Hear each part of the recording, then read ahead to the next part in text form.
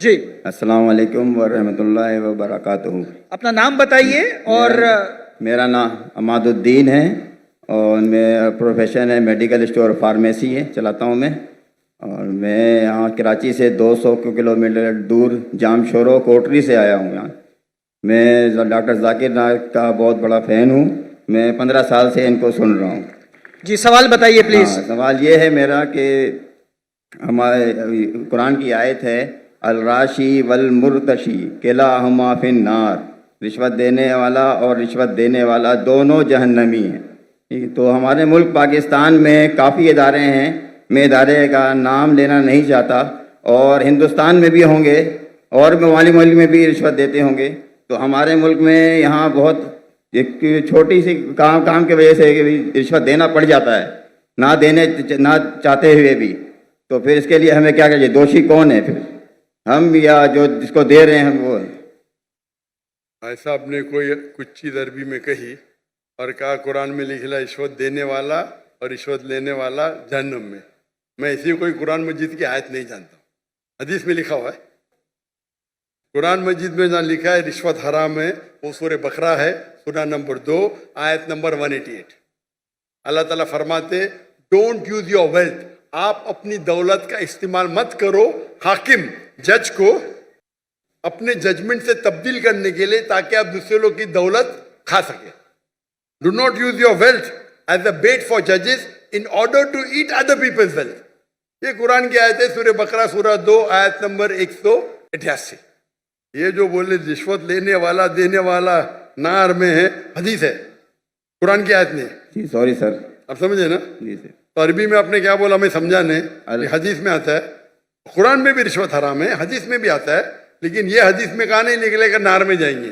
ये लिखा है कि आप अपनी दौलत को इस्तेमाल मत करो जज को बेट देने के लिए, रिश्वत देने के लिए, बेट रिश्वत देने के लिए, ताकि आप दूसरे की दौलत हजम कर सके। सूरा बकरा सूरा नंबर 2 आयत नंबर 188 188। आपका सवाल था क्या रिश्वत देने वाला गलत क्या रिश्वत लेने वाला गलत? ये सवाल था आपका। जी सर। दोनों? जी सर। दोनों गलत, लेने वाला भी गलत देने वाला भी गलत। बहुत मजबूरी होता है कि इस वजह से देना पड़ जाता है सर, वरना काम नहीं होता। छोड़ दो काम को। आमतौर के ऊपर रिश्वत देना हराम है, लेकिन ये आयत का आप मुताला करेंगे तो कई उलमा कहते हैं इसमें लिखा है आप रिश्वत मत दो अगर आप किसका माल हड़प कर सके। तो कुछ रिश्वत जायज है, कुछ मिसाल के तौर पे आपका लाइसेंस नहीं बन रहा है और आप जानते हैं मैं गाड़ी चलाना जानता हूं, ये हर टाइम मुझे फेल करता है। जी सर। उसके उसके पहले मिसाल दूंगा, मैं पहली बार जब पाकिस्तान आया था 1991 1991 में 1991 में आया था मैं, तो मेरे पास बहुत लगे था, किताबें थी, कुरान थी, तो मैं ट्रेन में चढ़ा, ओवरवेट था, तो टीसी आता है, टिकट टिकट। उस टाइम तो कौन जाकिर नायक को जानता ही नहीं था, आज तो माशाअल्लाह जाऊंगा तो सब पहचानेंगे। उस टाइम कौन जानता ही नहीं था, टिकट टिकट ये क्या है, वजन करो ज्यादा हो गया। तो कूली मुझे बोला भाई साहब। जी सर। कूली ने बोला भाई साहब मुझे 50 रुपया दे दो मैं पास कराऊंगा। मैं बोला रिश्वत गलत है। तो वो टिकट वाले ने मुझे अंदर लेके गया, मैंने मेरी दावती काम शुरू किया। बाहर निकले, वो उसने कहा, वो टिकट कलेक्टर ने, एक शर्त पे आपको छोड़ूंगा, आपको मेरे साथ चाय पीना पड़ेगा।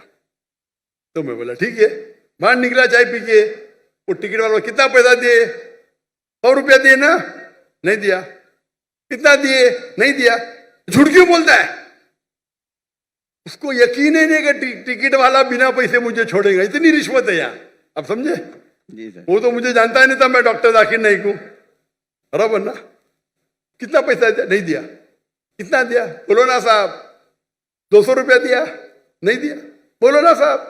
झूठ क्यों बोलता है? मुझे झूठ बोलते अने सब पाकिस्तान को 100% पता है कि रिश्वत के बिना छोड़ेगा नहीं, लेकिन अल्लाह की जब मदद रहती है तो छूट सकता है। समझे अपना?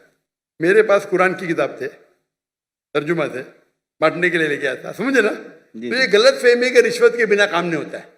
माशाल्लाह मैं तो रिश्वत देता ही नहीं हूं, लेकिन उलमा क्या कहते हैं कि अगर वो रिश्वत से आप दूसरे का हक नहीं मारते तो इजाजत है, मिसाल के तौर पे आपको लाइसेंस, गाड़ी का लाइसेंस है, आप गाड़ी चलाना जानते हैं, तो ये भाई रिश्वत दे के छोड़ेगा नहीं। आप रिश्वत देते तो आप गुनहगार नहीं, लेने वाला गुनहगार। सर यही पूछना था। लेकिन ये बहुत कम मौके से, बहुत कम। ओवरवेट के रिश्वत दूंगा तो मैं गुनहगार, क्योंकि मेरी गलती है। आप समझे ना? जी सर। अगर ओवरवेट को टिकट कलेक्टर में रिश्वत दिया, मैं क्या करूंगा? 500 दंड भरूंगा। मजबूरी क्या है भाई? ओवरवेट क्यों लेके गए आप? क्यों लेके गए? अभी आपको मिसाल दूंगा। मैं आ रहा था, हमारा 1000 किलो था। पीआई के मैंने सीईओ से बात किया, नाम नहीं लेता हूं। कौन? सीईओ, कंट्री मैनेजर से बात किया। डॉक्टर साहब आपके लिए कुछ भी करूंगा। मैं बोला ठीक है भाई, 6 लोग जा रहे थे। मैंने बोला भाई 500-600 किलो ज्यादा है। हाँ हाँ डरो मत, मुझे 50% डिस्काउंट दूंगा। मैं बोला भाई 50% डिस्काउंट के बदले में और 4 लोग को लेके आऊं, और सस्ता पड़ेगा ना। बोला देने का तो फ्री दे, मतलब मत दे। ठुकरा दिया मैंने। पीआई पाकिस्तान एयरलाइन, अरे इंडियन में कोई भी गैर मुस्लिम मुझे देखेगा तो फ्री में छोड़ेगा। ये है इंडिया। गैर मुस्लिम डॉक्टर जाकिर नाइक को देखेगा, 1000 किलो 2000 किलो छोड़ देता है। ये पाकिस्तान है। गवर्नमेंट का गेस्ट हूं मैं, मेरे वीजा पे लिखा स्टेट गेस्ट, और आपका सीईओ पाकिस्तान का बोलता है 50% डिस्काउंट देगा। चार्ज कर रहे 110 रिंगेट 1 किलो का। मुझे इतना दुख हुआ कि पाकिस्तान में मैं आ रहा हूं, doctor Zakir Naik state guest है, और वो 300 किलो छोड़ नहीं सकते, बोलते 50% डिस्काउंट देंगे। मुझे नहीं चाहिए तेरा डिस्काउंट।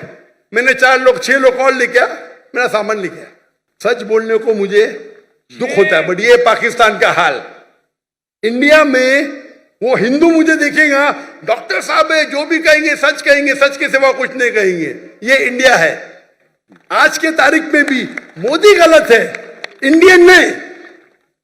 इंडिया गलत नहीं है, मोदी गलत है। मोदी आज है, कल नहीं रहेगा।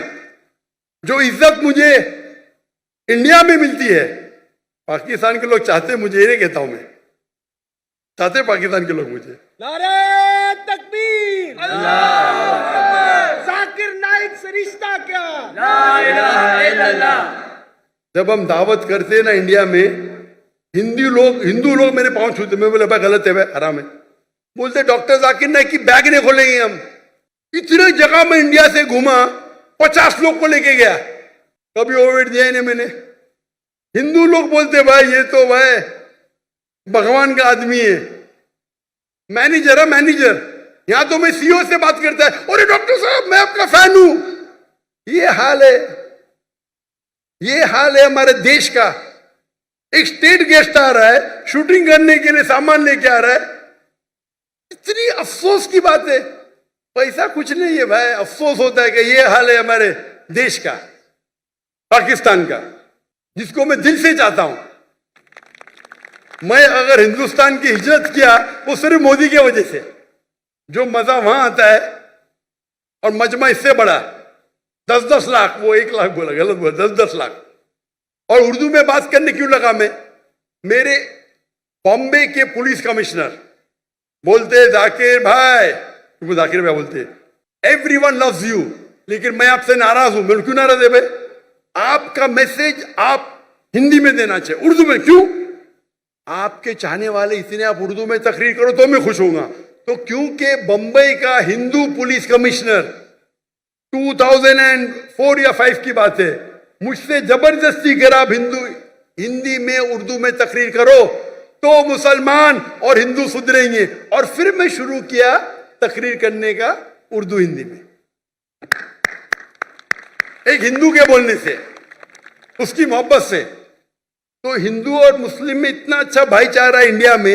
ये कुछ पॉलिटिशियन का प्रॉब्लम है, पॉलिटिशियन। तो मुझे मोदी से गिला शिकवा है, तो मोदी अगर गलत है तो इंडिया को क्यों गलत करे भाई? मोदी गलत है, और इंशाल्लाह आगे रहेगा नहीं, इंशाल्लाह। आप समझे ना?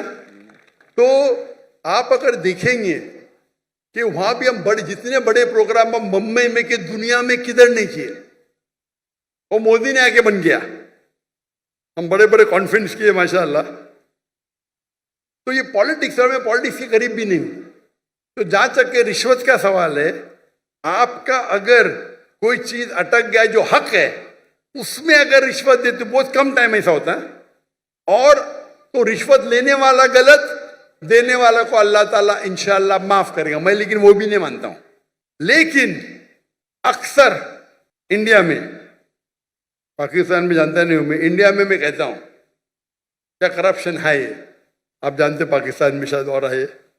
कोई भी मुस्लिम अगर 2 लाख रुपए से ज्यादा कमाता है और धंधा करता है, 95% वो हराम करता है, रिश्वत देता है।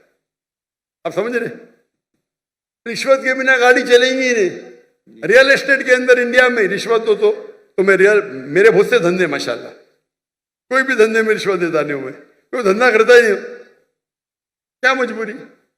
रियल एस्टेट में रिश्वत, जो अक्सर धंधे में रिश्वत। हमारा मेडिकल प्रोफेशन था माशाल्लाह, उसमें भी रिश्वत है।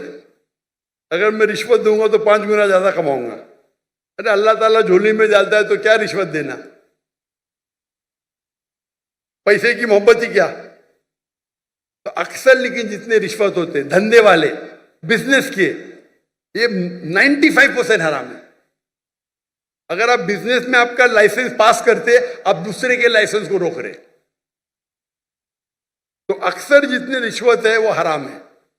लेकिन अक्सर बिजनेस में, चाहे इंडिया में और पाकिस्तान में, हराम काम करने पड़ता है अक्सर।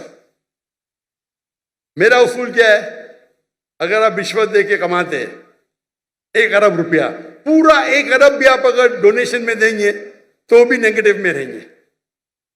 रिश्वत देने का आपको नेगेटिव 1000 पॉइंट मिला, डोनेशन देने का प्लस 100 पॉइंट मिला, आप नेगेटिव 900 पॉइंट हो गए।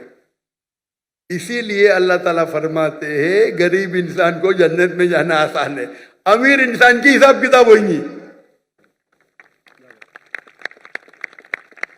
अभी मेरे बिजनेस में पार्टनर अल्लाह ताला, मेजर शेयर उनका है, तो मुझे फर्क ही नहीं पड़ता नुकसान या फायदा। अब समझ रहे, मेरा बिगेस्ट शेयर होल्डर अल्लाह सुब्हानहू ताला है, मुझे तो चैरिटीज देने का है, तो अल्लाह ताला मेरी झोली में जाता, मैं लेक्चर भी करता, अल्लाह ताला यहां से पैसा देता, वहां से पैसा देता। लेकिन दावती काम के लिए बहुत पैसा लगता है, चाहने वाले बहुत है मेरे। लेकिन रिश्वत आमतौर पे देने वाला भी जहन्नम में, लेने वाला भी, अनलेस आप अपने हक के लिए रिश्वत देने में अगर आप किसका हक मारते हो, और अक्सर रिश्वत में हक मारते हो। मिसाल के तौर पे आप टेंडर दिए, टेंडर में कोई आपका क्लर्क आपको टेंडर के लिए, टेंडर का मैं अमाउंट बोलूंगा, आपको पैसा देता है, ये हराम है। या आपका लाइसेंस अटक गया, लाइसेंस पास करने के लिए आप कोई मिनिस्टर को पैसा देते हैं, हराम है। तो इसमें दोनों गलत, देने वाला लेने वाला। तो अक्सर रिश्वत में दोनों गलत होते, देने वाला लेना। चंद ऐसे किस्से है या वाक्य है जिसके अंदर आप अपने हक के लिए लड़ रहे, आपको ड्राइविंग आती है, जानबूझ के आपको फेल कर रहा है, जब तक मैं पैसा नहीं दूंगा ये पास नहीं करेगा, उस टाइम आप कुछ पैसे देते हैं तो इंशाअल्लाह अल्लाह आपको माफ करेगा, लेकिन लेने वाले को हराम है। लेकिन आमतौर पे रिश्वत देना लेना दोनों हराम है। Hope the answer the question.